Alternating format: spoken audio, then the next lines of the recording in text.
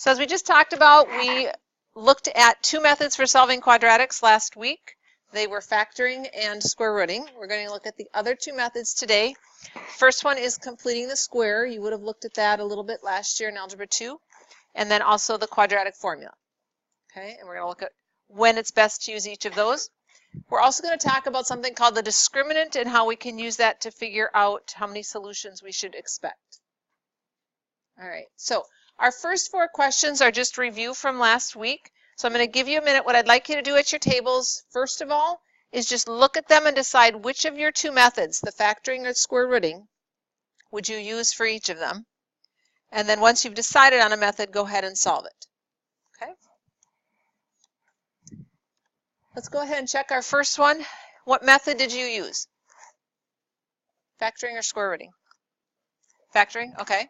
First step would be to bring that -3 to the other side. When we factor, we have to have one side equal to 0. All right, and then how did you break up the 4x squared? 4 and 1 or 2 and 2? Okay, 4 and 1.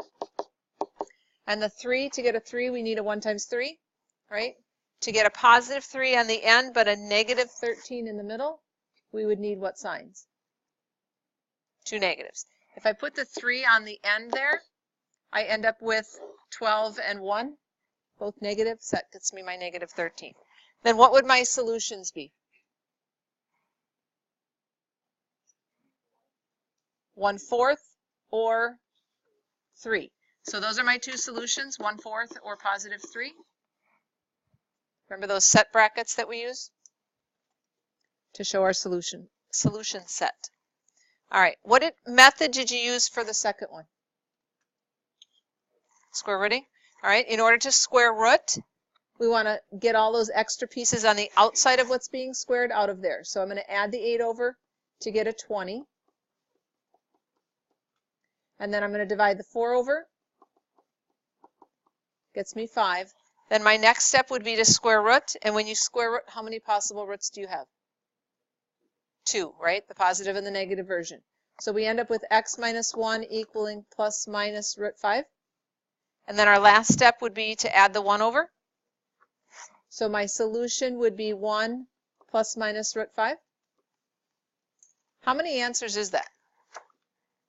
2, right? I could get a decimal approximation if I typed in 1 plus root 5 and 1 minus root 5. Okay. Question 3, what method did you use? Did you factor or square root? Square root. All right.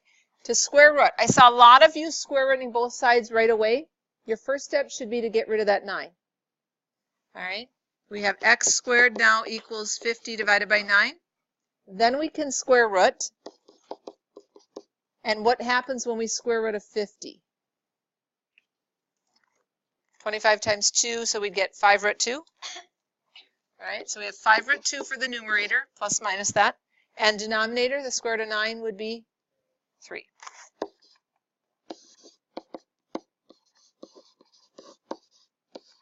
All right, so again, 2 answers there. How about question 4? Can we use the square root technique on that one? No. How do you know you can't? When we square root, there cannot be that middle term, right? There can be x squareds or a quantity that's being squared, but there can't be any plain x's. So we can't square root it. Does it factor? Are there numbers that multiply to be -5 but add up to -2? Only way to multiply and get -5 would be -1 and 5 or +1 and -5. Do either of those get me a -2? So it's not factorable and we can't square root it. That means we need a different method. Okay, so the method that we're going to look at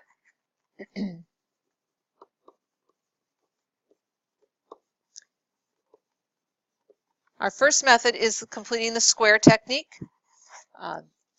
which this last question, number 4, we could solve using the square rooting completing the square technique. I'm going to go ahead and show you the steps, let you write them down. I'll just pause the video for a minute and then we will work through some examples.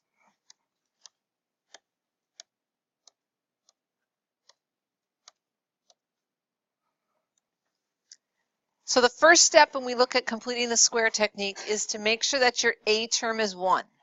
All right, and what we mean by that, when we look at a quadratic, we typically have ax squared plus bx plus c. Okay, so a would be that coefficient of the x squared term. That has to be a 1. It's a step most students forget, but you have to create a 1 there before you can try to complete the square. So for our first example over here, our a value is a 3. That means we have to divide everything by 3. Okay, every single piece. So the 3x squared divided by 3 becomes 1x squared. The negative 12x divided by 3 becomes negative 4x. The 21 becomes a 7. And 0 divided by 3 is still 0. Okay, so that's step 1. Divide out any a term that isn't 1. Step 2 says move c to the other side. C is your constant. All right, so we're going to move that 7 to the other side. It's going to become a negative 7. And when I write it down, I'm going to leave a little hole where the 7 was, because we are going to fill that with something else. Okay. Step 3 says to figure out what should that new c value be. 7 is not the right number. It doesn't factor for me, but I can get rid of the 7, move it to the other side, and create something that is factorable. Okay. So to find it, we have to take half of our b term and then square it. So right now my b term is a negative 4. So I'm going to take negative 4, cut it in half, and then square that. Half of negative 4 would be negative 2, and negative 2 squared is a positive 4. So 4 is my missing number. It's the number I want to have in there for c. Right? So I'm going to add a 4 in that spot, but because I added a 4 to the left side, I also have to add a 4 to the right side to keep it balanced. And what I've created on the left side is called a perfect square trinomial. All right? I have forced it to become something that's perfect and that factors into 2 identical factors. So when I factor this left side, I'm going to end up with 2 identical terms. What are they for this one? X minus 2's. All right, so this would factor into x minus 2 times x minus 2, but we can write it like this. We have 2 of those. On the right-hand side, negative 7 plus 4 would be negative 3. And now it's just like the ones that we had before where we can square root. So completing the square is a process that will take something that's not factorable the way we need it to be. It's not something that we can square root right away, and turn it into something that we can square root. Okay, so my next step then is to square root both sides. On the left-hand side, my square root cancels my square. I just get x minus 2. On the right-hand side, what happens when I square root a negative? All right, we get that imaginary answer, so I end up with positive and negative I root 3. And then my last step is just to add the 2 over. So I'm going to have x equaling 2 plus minus I root 3.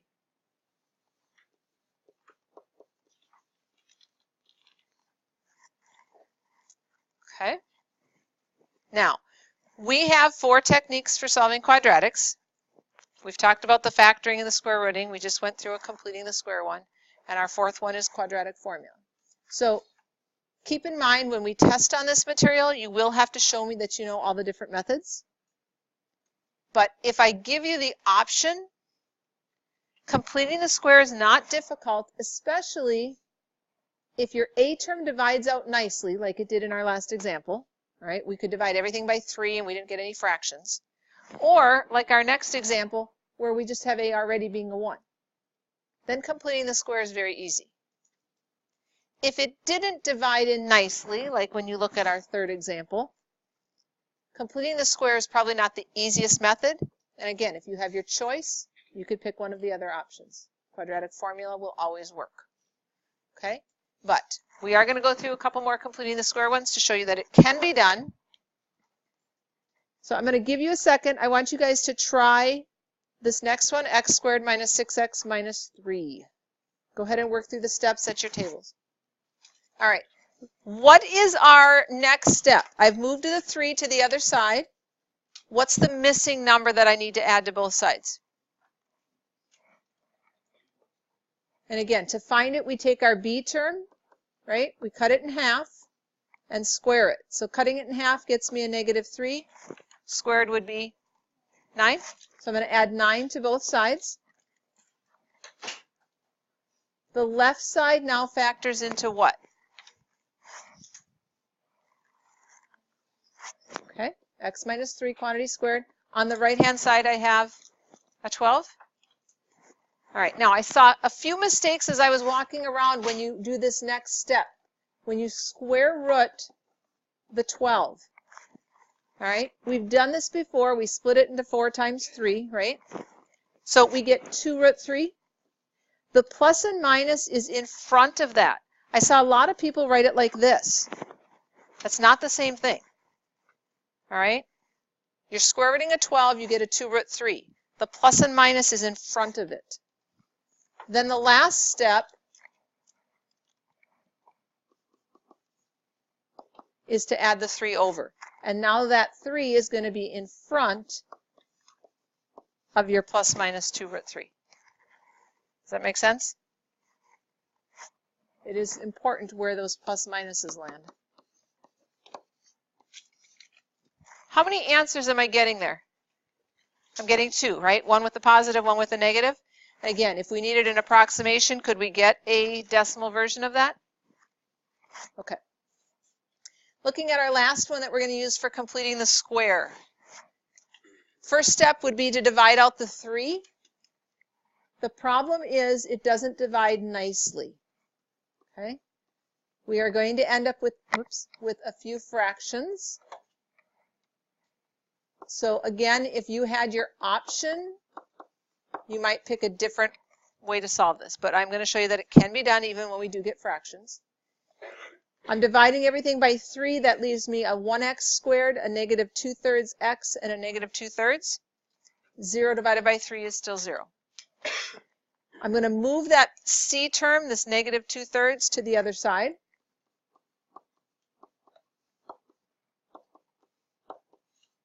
And then I have to figure out my new c value, right? What's that value that I need in there to make this perfect? We said we take our middle term, so this -2/3, I need to cut it in half. Now dividing a fraction by 2 is the same as multiplying it by 1/2, right? The reciprocal of 2. So I really have -2/3 times 1/2. The 2's are going to drop out, leaving me with what? -1/3. What happens when we take -1/3 and we square it?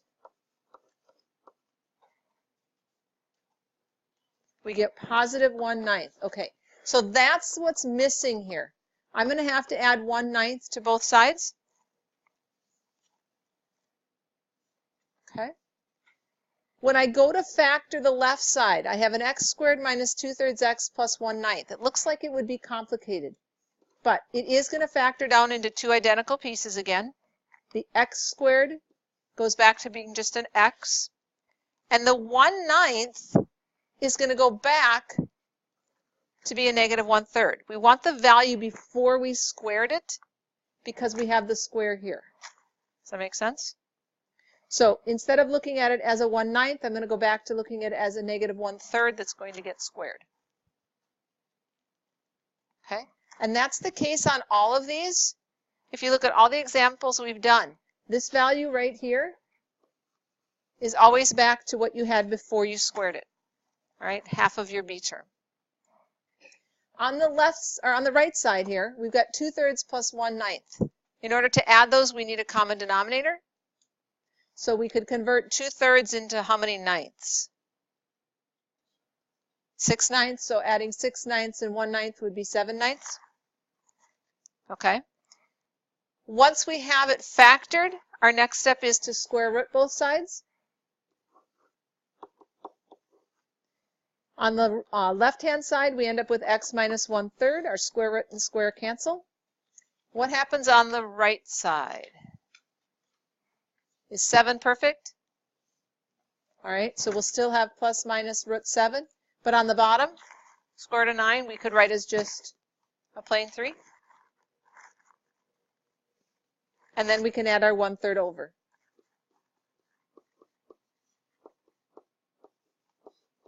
You can leave it split apart like that, or you can put it back together. Both of them have a denominator of 3. So if you want to write it like this instead, you can.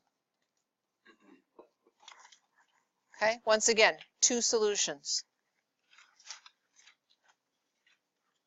All right, I'm going to pause the recording. What I want you to do is talk at your tables, go over the steps for completing the square, and see if there's any place where you're confused. We want to clear that up before we move on. So our last method is the quadratic formula. What's nice about this method is it always works. You can solve any quadratic using the quadratic formula. Factoring works sometimes, and if it does work, it's usually the fastest option. Square rooting, completing the square, again, are other options, but quadratic formula will always work. In order to use the quadratic formula, we have to have one side equaling 0. We have to have it in that ax squared plus bx plus c equals 0 format. Our quadratic formula. We've learned this a few years ago.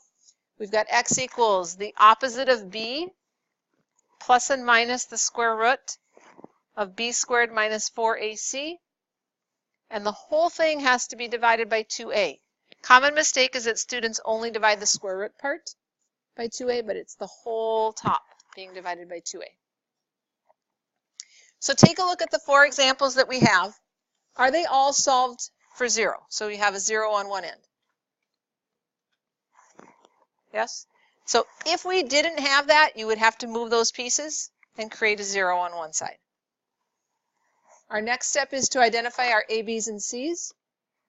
So in our first example here, a is the coefficient of x squared, so it's a 1.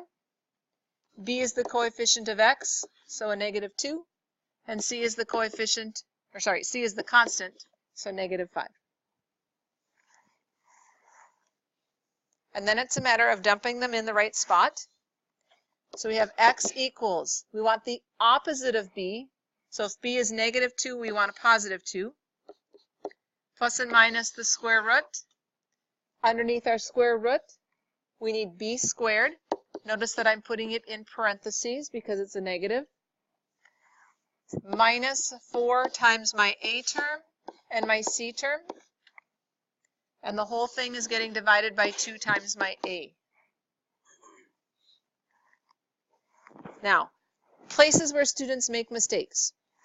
Squaring this -2 under our square root symbol, squaring a negative should turn it into a positive.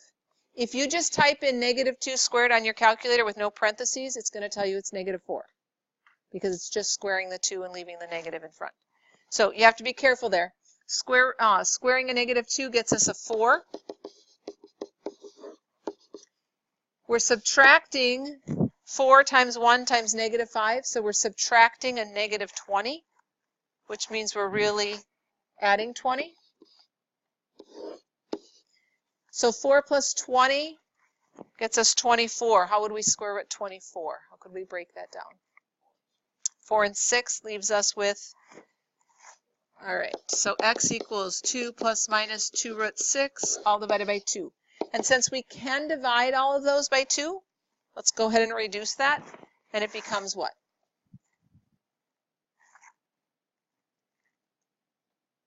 Two divided by 2? 1. 2 root 6 divided by 2?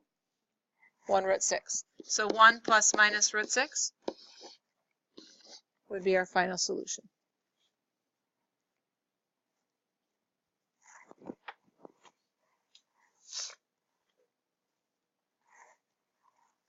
All right, our next example. Again, we have it equal to 0, so we have our a term as -2, our b term is -6, and our c term is the 1.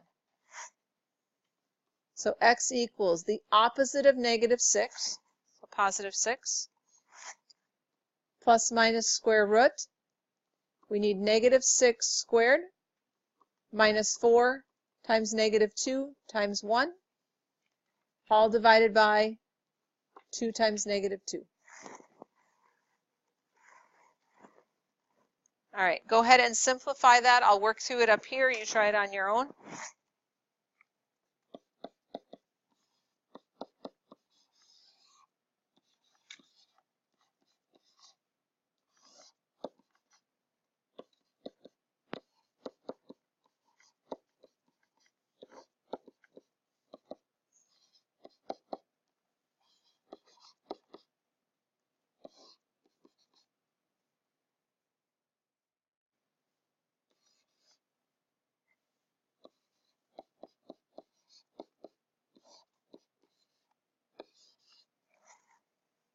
All right, when you finish, go ahead and check your answer. Make sure you have reduced it correctly.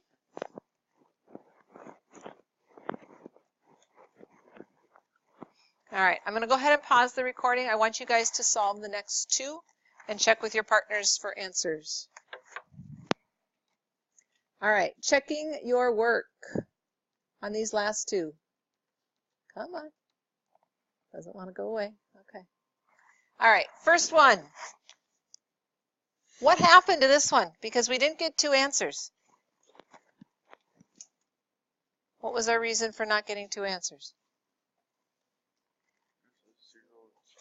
Yeah, underneath the square root, we end up with a 0. Square root of 0 is 0. Adding and subtracting 0 doesn't do anything.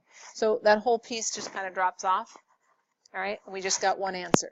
On our last one, you should have gotten an imaginary answer. Okay, our square root piece ends up being a negative 44. We can break that down into 2 root 11, but it would be imaginary because of that negative sign. Okay, so our last little piece that we're going to do, we are going to look at the graphs of each of these. Okay, so at your tables, there's 4 questions that we did. I want you each to pick 1, and if you only have 3 at your table, somebody's going to have to do 2. I want you to graph the original equation. That means when you look at something like this right here, instead of it having a 0 on the end, you're going to picture there being a y. So you're going to go into your calculator, into your y equals screen, and you would type in your 5x squared minus 10x plus 5 and look at what the graph looks like. Okay, but I need a picture of each of the 4 questions that we did. So our first one, did it look like a parabola that opened up? Yes, our A was positive. So it should be a parabola that opens up. Where did it cross the x-axis? Those of you who graphed that one. Just roughly. Give me a rough estimate.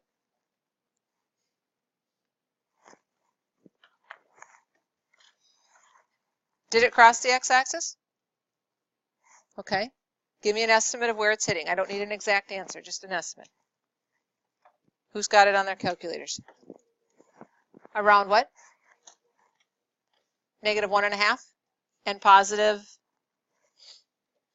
3.5. Okay. So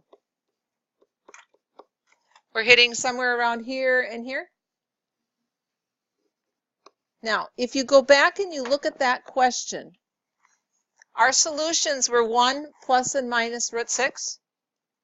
Well, root 6 is how big?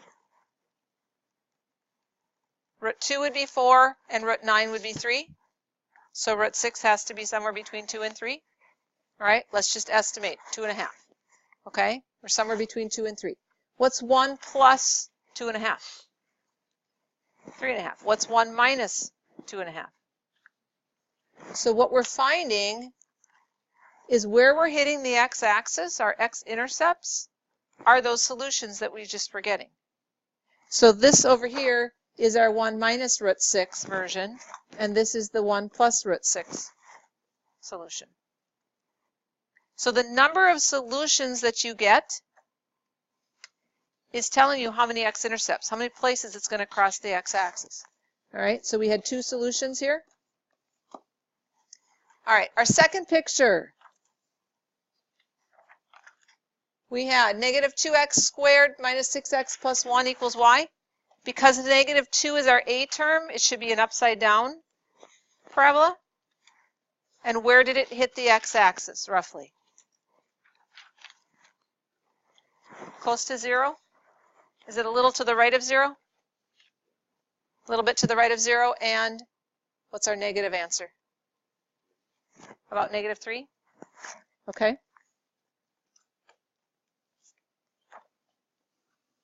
So we have something like that.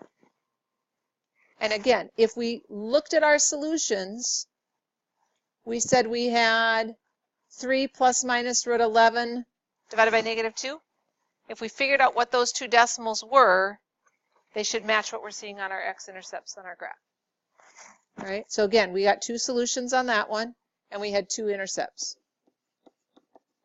Okay, our third picture, our answer was just a 1, right? We just had a 1 whole number answer there.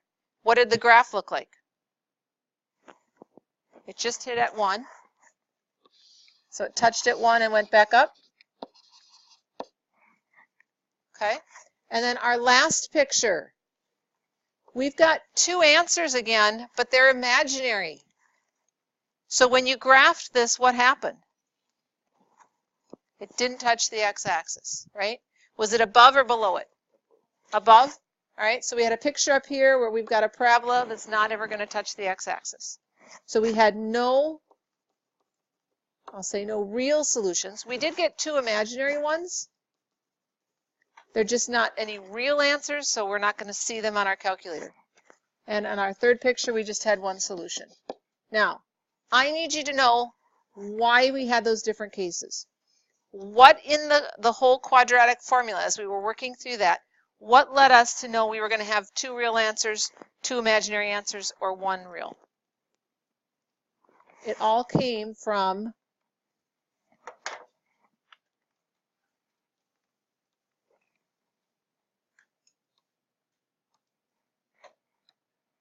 this part right here. That b squared minus 4ac, that's called the discriminant.